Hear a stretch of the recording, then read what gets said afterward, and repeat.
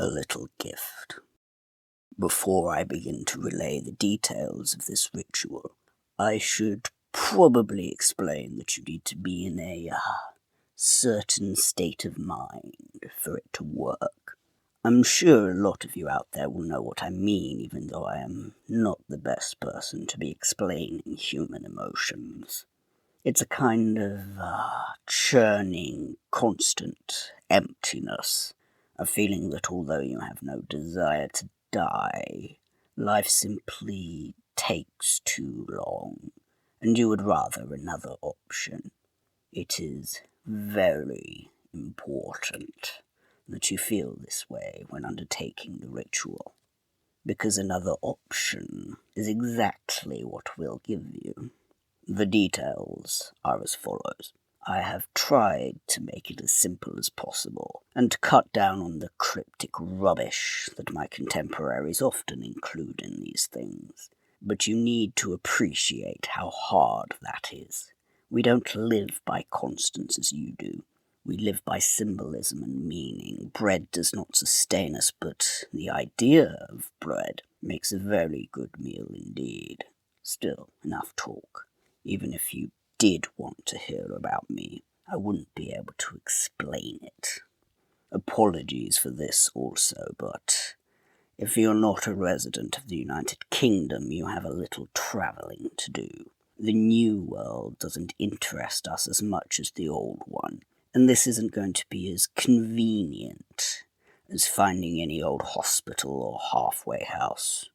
You'll travel to Suffolk, England, and find a public house called the Queen's Head on the crossroads of 4 villages, Southwold, Alderburgh, Dunwich, and Walberswick. They've all been well noted by history, though not necessarily in the history books. Anyhow, once there, visit the place during the hours of 11 p.m. to 1 a.m. and take a good look around the pub itself without going inside. The crossroads is a simple one. 4 towns lie in 4 different directions, though new roads may not reflect that accurately. Take a compass with you. Take 10 steps towards each town, then 10 steps back to your original location. Once you have done this for all 4, proclaim, "I have seen these crossroads too many times." Once said, step into the pub. It should look much as it did in my time, which may well be a shock to you. Don't worry. You can turn around and leave right at that moment if you so wish. Go back to your life and read these stories from the safety of a computer screen. If you do decide, however, to continue this course of action, then go to the bar and ask for a glass of the House Malefic. The barman will give you a glass of red wine and accept no payment. Now, drink it, and you are exactly halfway to where you want to be. Good. Once it's gone, he will tell you that you've had enough and ask you to leave. Do as he says, for though he is a good friend of mine, he is a spiteful man with an old crow for a wife, and he delights in an excuse for a fight. When you leave, you'll find a large black horse outside. Mount it. It's yours. A little gift from me to you, in gratitude for the tasks you've performed so far. The wine will have warmed you a little, I hope, for you have a long ride. Doesn't matter in which direction you travel. It never did. The roads will be old now, impossibly so perhaps, and a dense fog will cover the tracks. Plough ahead and do not deviate from the road. He may send a guard to veer from the mists to try and stop you, but keep moving. He may even send a loved one to plead that you slow down. This is a trick. It is me that he wants to stop. We've never seen eye to eye. The mists will pass, and you will see an end to the road ahead. A gorge of impossible depth. Don't stare into it. Contrary to popular belief, it doesn't gaze back, but it may hold you from your task. And neither of us want that, do we? To continue, you need only do one thing. Ride the horse from the cliffside and plummet into the gorge. I never said this would be easy now, did I?